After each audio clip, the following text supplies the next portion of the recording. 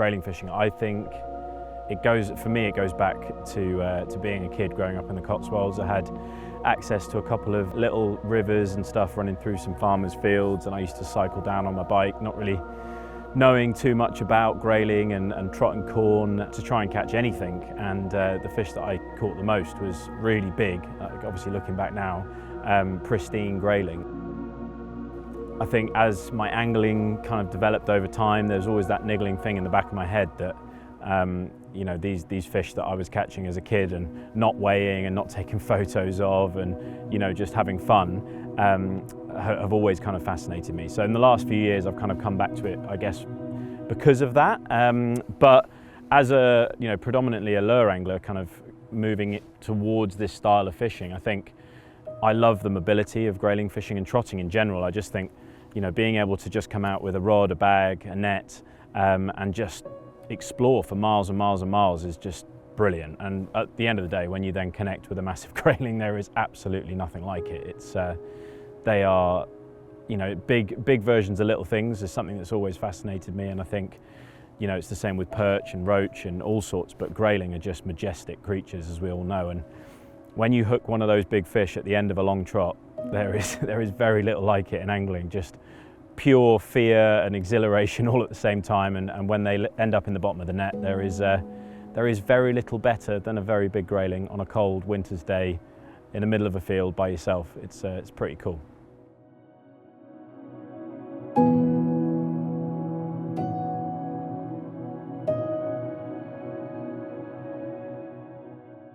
Weather-related stuff to grayling. I think the most important thing when it comes to grayling fishing, above all else, is clarity of the water. I think if you've got a river system that is clear and the grayling predominantly being sight-feeding fish that are tucked down on the bottom, if you've got good clarity, you're going to have a decent day's grayling fishing. And that's true of, you know, the guys that go nymphing for them later on in the summer, and then obviously for us as we approach our autumn and winter fishing. If you've got a clear water, it hasn't rained for a while on the river, you're going to have a good day's grayling fishing. Cold and clear is optimal. Cloud, sun, you know, obviously there's going to be some changes to the clarity of the water maybe when you've got a slightly overcast day, but that water clarity is key. Yeah. Small grayling. The world's smallest grayling. There we go. Drennan specialist grayling film.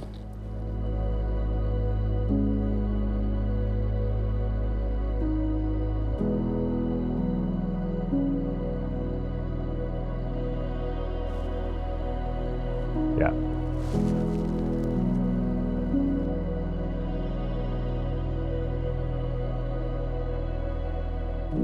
Oh, heart was going there. That was that kind of big, thumpy. Right, so we've just bumped a couple of fish in this swim, which is pretty painful to be honest, but that is grayling fishing. They've got extremely bony mouths. They don't always fully commit to it. You know, you can be right on the edge of the mouth, and it just is what it is. You can't let it get to you. Right, so locations for grayling. It's probably one of the hardest things. We're kind of talking about this on the bank. It's obviously access to places to fish for grayling is part of the battle, so it's part of the fun trying to work out where you're going to go.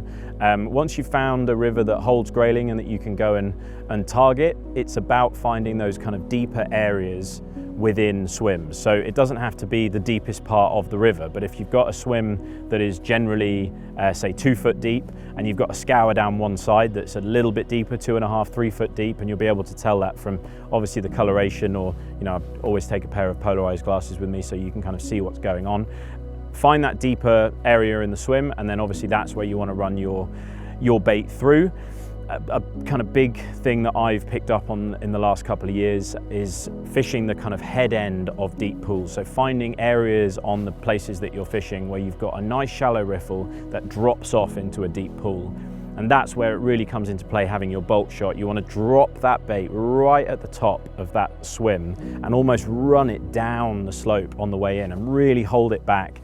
It's such a fantastic way to catch them and a really effective method. I was told that by my mate Mike Davidson, and it is genuinely brilliant, and it's completely kind of changed the way that I attack swims.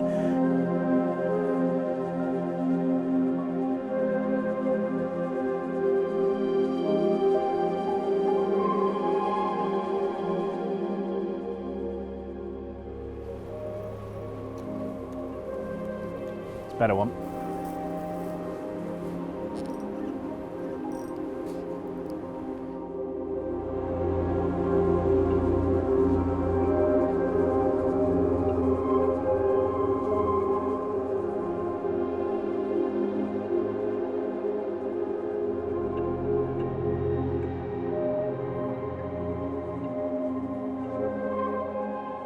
Right, so that's what we've travelled all the way to this wonderful River Frome for, a beautiful, just over £2 River Frome Grayling. We've worked pretty hard for her so far. Hopefully we'll find a few more of her mates as we go, but if this is the only fish of the day, I'll be happy with that. Took a piece of corn right at the end of the trot and put up a hell of a scrap. So let's get her back and see if we can find another.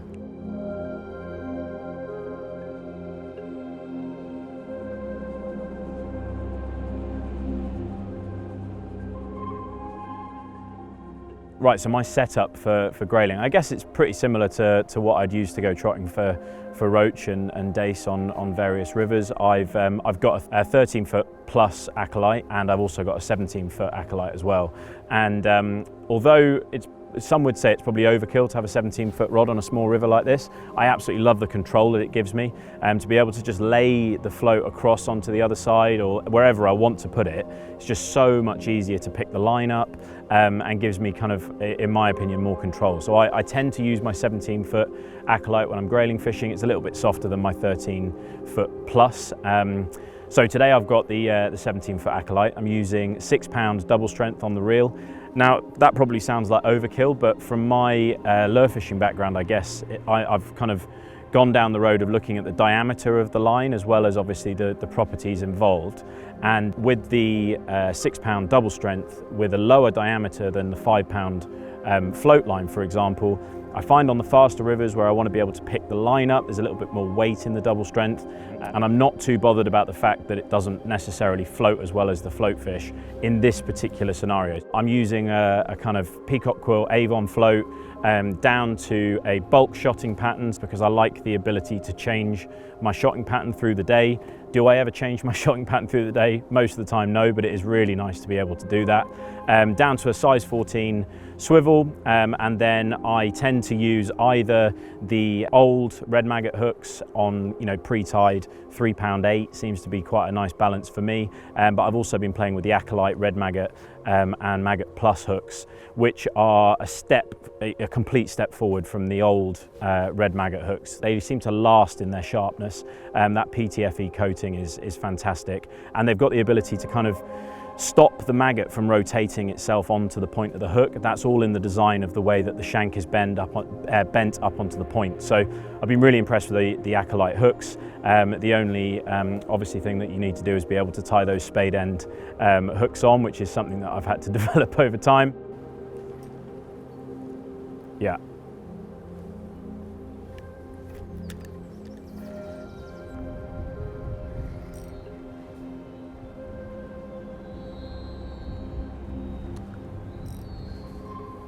It's amazing how much they get their head down, even these smaller fish. It's so little you can do with them apart from just bring them back up the flow.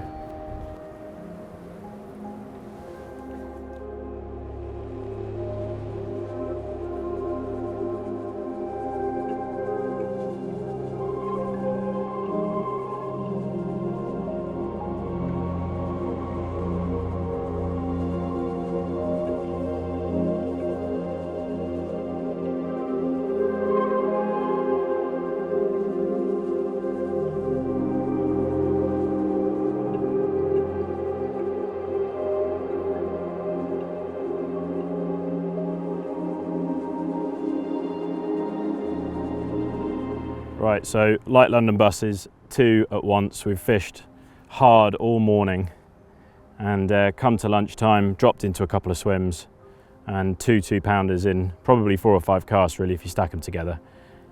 Absolutely stunning river Frome fish, and she's behaving, which is nice. So we're going to get her back, see if we can find another one. This one was on corn again, seems to be picking out the bigger fish.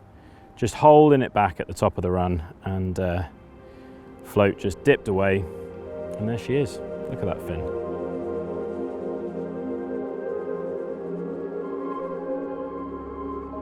Right, so grayling baits. Today I've got red maggot and white maggot. I tend to weight that towards red than white. Some people weight it towards white than red. I think it's all a preference thing. So for example, if I'm coming out for a day's grayling fishing, I will buy 3 pints of red maggots and a pint of white, mix them all together, and that's my kind of go-to. I tend to bring a small sandwich bag full of a big can of sweet corn as well that I can just put into my pouch and keep those as a change option. I think it's really important to mix up your bait options in certain spots. So if you get a good indication that there's a fish there, or you bump a fish, you'd be surprised how often you flick over to sweet corn from maggot or maggot from sweet corn, and you can pick up either the fish that you've bumped or one of the other fish that may have been spooked by, you know, sweet corn or maggot going down the swim over and over again. So those are my kind of go-tos. Early on in the season, when you've got a lot of salmon kind of coming up through the river, and the grayling are really zoning in on salmon eggs and things like that, kind of in the upper reaches of a lot of these rivers, a really interesting bait to try is pomegranate seeds. Little kind of pink balls seem to work really, really well. Very specific part of the year, but obviously early season up to probably December, you'll find that that's a nice change bait to have in the arsenal. Again, I'll just take a tiny little sandwich bag of those and just keep it as an option. Yeah, I mean, I've been fortunate enough to have quite a few good grayling, and this year, or last season, has been absolutely fantastic for me. Kind of fishing the wilds of Wales, all the way down through the southern chalk streams. I've had some pretty epic sessions, lots and lots of big twos, and lots of places that are kind of ingrained in my mind for this year, kind of moving forward into next year. Places that I think that the size brackets are going to move up next year and could be really, really interesting. Places where we're catching lots of 2 4s, 2 6s that next year could be pretty incredible if they all stick around and make it up into the next size range. I mean, that's the thing with grayling, is a bit like perch, which is one of my other big passions. They are a short-lived fish. You've got to make the most of them when you've found that size bracket. And this year I've been fortunate enough to have a couple of really, really nice fish. I had a 215 and a 3-pound one, both just unbelievable fish. Here is a very, very lively 2-pound, 15-ounce grayling. Look at the state on there. What a beautiful fish. And yeah, gonna get her back. Speak to you in a bit. So yeah, it's been an amazing kind of few years of grayling fishing, but I'm really excited for what's to come, with more and more places allowing us to get on and fish for them, and with a few more spots banked in my brain. Fingers crossed, this year's going to be pretty epic.